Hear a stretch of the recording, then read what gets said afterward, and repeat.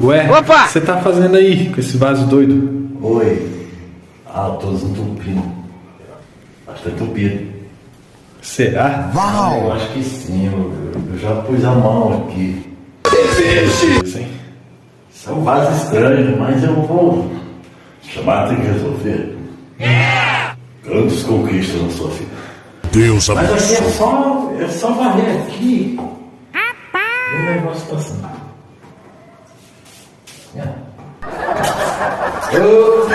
Fecha.